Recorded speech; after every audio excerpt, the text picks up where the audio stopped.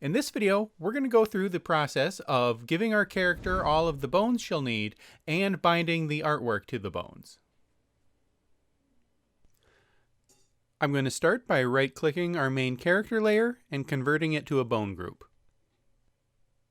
Then I can just start drawing the bones with the Add Bone tool. I'm going to start from the hips and go up the spine. I forgot to add a root bone for moving the whole character around, but I can add that later. Then I'll just add the chain of bones for the legs. The feet are going to have 3 segments to go with the 3 main parts we built for the boots. Then I'll add in the arms.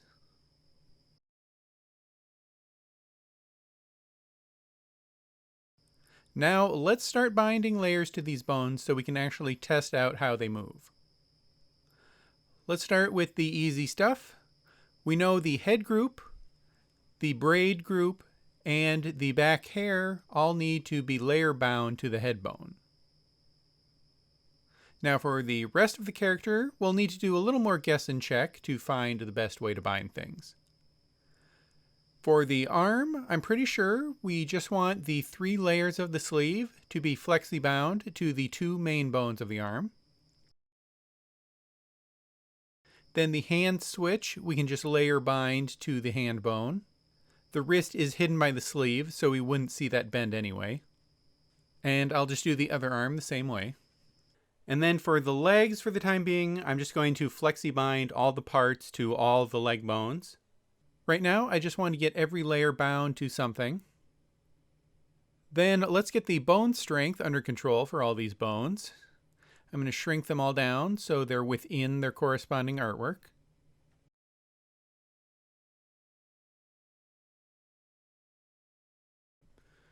Now, for the body, specifically the jacket, I want to make sure all the pieces, including the collar and the hidden parts of the jacket on the other side, get flexi-bound to all 3 of the main spinal bones.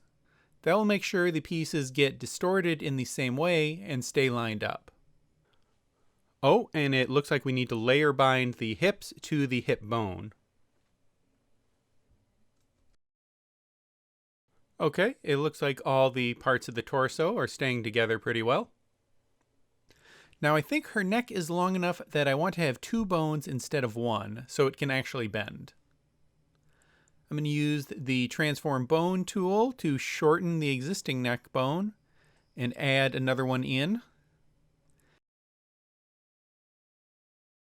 Then I need to use the Reparent Bone tool to make sure the segments are parented in a chain. Then I'm going to try flexi-binding the neck to the 2 bones. First I need to reset the binding on the neck, and then I can flexi-bind it to the neck bones.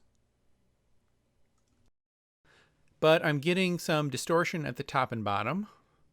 So let's use point binding to bind the base of the neck to the chest bone and the top of the neck to the head bone. Now that's pretty close. We can always fix the details with smart actions later. Now let's revisit the legs. I'm going to flexi-bind the thigh, shin, and knee layers to the thigh and shin bones. And then for the boot, I'm going to treat it kind of like how we did with the jacket and flexi-bind each piece to all 4 of the lower leg bones in the chain. And then let's make sure the belt is layer bound to the hip bone. And let's test out the arm. Okay, so when I move the arm, I can see the belt buckle and the front of the t-shirt must not have gotten bound. So I'll flexi-bind the bust layer to the 2 main bones of the spine. Then for the belt buckle, I'm just going to layer bind it to the hip bone. Okay, now we can move the arms without distorting anything. And we can move the spine.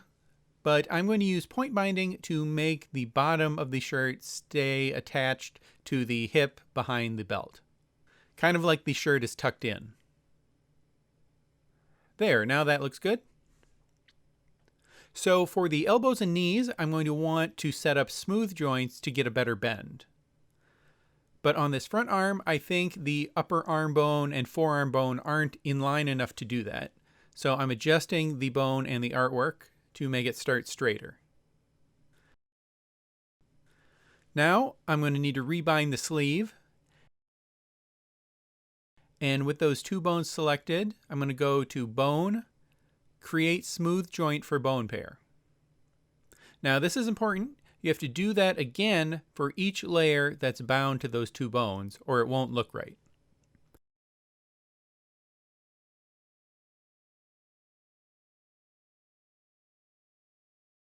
There, now that elbow bends pretty good. Then I just need to repeat that process to set up a smooth joint for the other elbow and the two knees.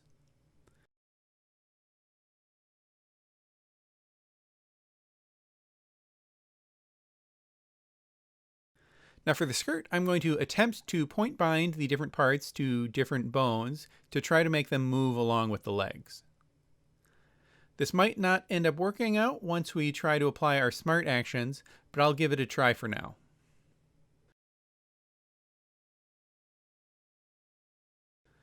Now there's bones for every part of the body, except remember we want to rig the ponytail too. We aren't going to do it on the main character bone layer. We'll do it on the two groups we set up inside the braid switch. So I'll convert the braid dynamic group to a bone group, and then draw in some bones with the Add Bone tool. Then I'll switch to the braid sketch group and make that a bone group as well.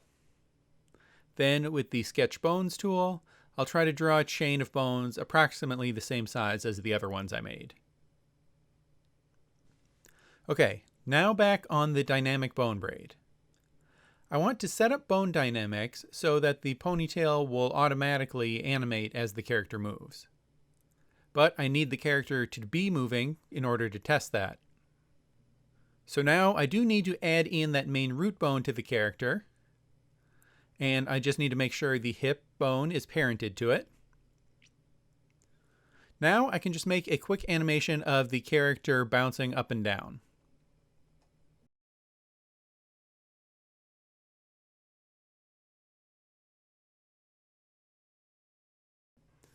Now back on the braid, I'll make sure those bones have names.